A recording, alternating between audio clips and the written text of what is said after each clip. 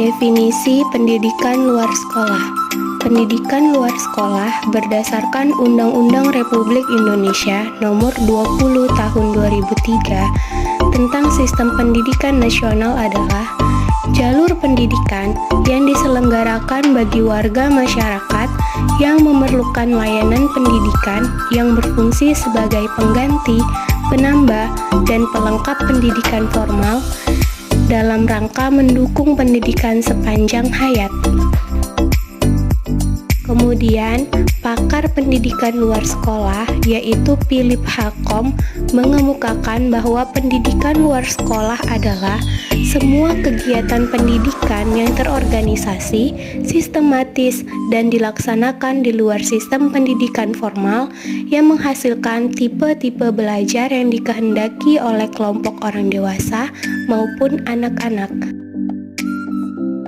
Dapat kami simpulkan bahwa pendidikan luar sekolah adalah kegiatan pendidikan yang terorganisasi, sistematis, dan dilaksanakan di luar sistem pendidikan formal yang berfungsi sebagai pengganti, penambah, dan pelengkap pendidikan formal.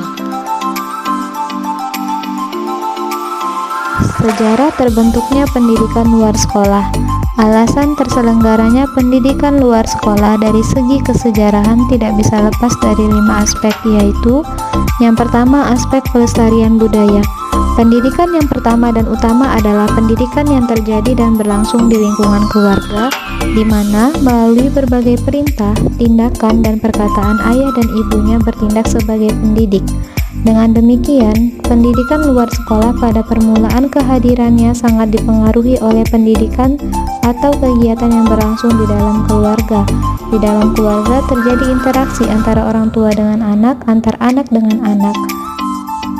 Pola-pola transmisi pengetahuan, keterampilan, sikap, nilai, dan kebiasaan melalui asuhan, suruhan, larangan, dan pembimbingan. Pada dasarnya, semua bentuk kegiatan ini menjadi akar untuk tumbuhnya perbuatan mendidik. Yang kedua adalah aspek teoritis. Salah satu dasar pijakan teoritis keberadaan pendidikan luar sekolah adalah teori yang diketengahkan Philip Halcombe yang menyatakan tidak satupun lembaga pendidikan baik formal, informal maupun non-formal yang mampu secara sendiri-sendiri memenuhi semua kebutuhan belajar minimum yang esensial. Atas dasar teori di atas dapat dikemukakan bahwa keberadaan pendidikan tidak hanya penting bagi segelintir masyarakat, tapi mutlak diperlukan keberadaannya bagi masyarakat lemah yang tidak mampu memasukkan anak-anaknya ke lembaga pendidikan sekolah dalam upaya pemerataan kesempatan belajar, meningkatkan kualitas hasil belajar, dan mencapai tujuan pembelajaran yang mencerdaskan kehidupan bangsa. Yang ketiga, dasar pijakan. Ada 3 dasar pijakan bagi pendidikan luar sekolah sehingga memperoleh legitimasi dan berkembang di tengah-tengah masyarakat, yaitu yang pertama Undang-Undang Dasar 1945, yang kedua Undang-Undang Republik Indonesia Nomor 2 Tahun 1989, dan Peraturan Pemerintah Republik Indonesia Nomor 73 Tahun 1991 tentang pendidikan luar sekolah. Melalui ketiga dasar di atas dapat dikemukakan bahwa pendidikan luar sekolah adalah kumpulan individu yang menghimpun dari dalam kelompok dan memiliki ikatan satu sama lain untuk mengikuti program pendidikan yang diselenggarakan di luar sekolah dalam rangka mencapai tujuan belajar. Yang keempat adalah aspek kebutuhan terhadap pendidikan. Kesadaran masyarakat terhadap pendidikan tidak hanya pada masyarakat daerah perkotaan, melainkan masyarakat daerah pedesaan juga semakin meluas. Kesadaran ini timbul terutama karena perkembangan ekonomi, kemajuan ilmu pengetahuan teknologi, dan perkembangan politik.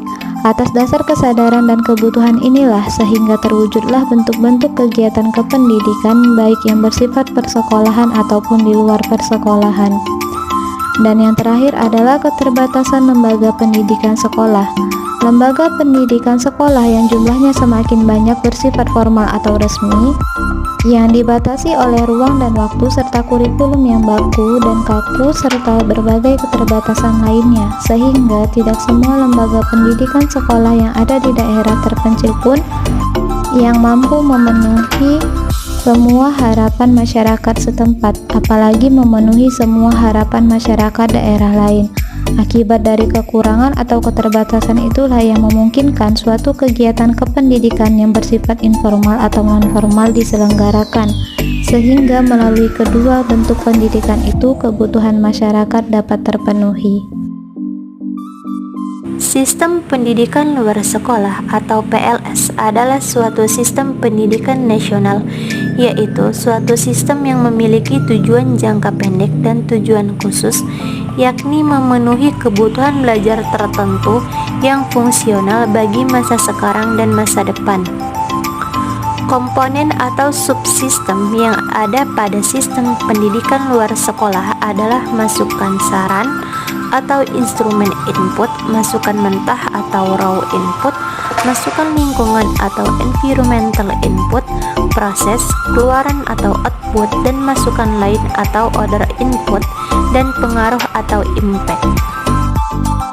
Persamaan dan perbedaan pendidikan luar sekolah atau PLS. 1. Persamaan antara PLS dengan pendidikan persekolahan dapat diperhatikan dari dua sudut pandang, yaitu sudut pandang masyarakat dan sudut pandang individu. Dari segi pandang masyarakat, pendidikan berarti pewaris atau pemindahan nilai-nilai intelek, seni, politik, ekonomi, agama, dan lain sebagainya.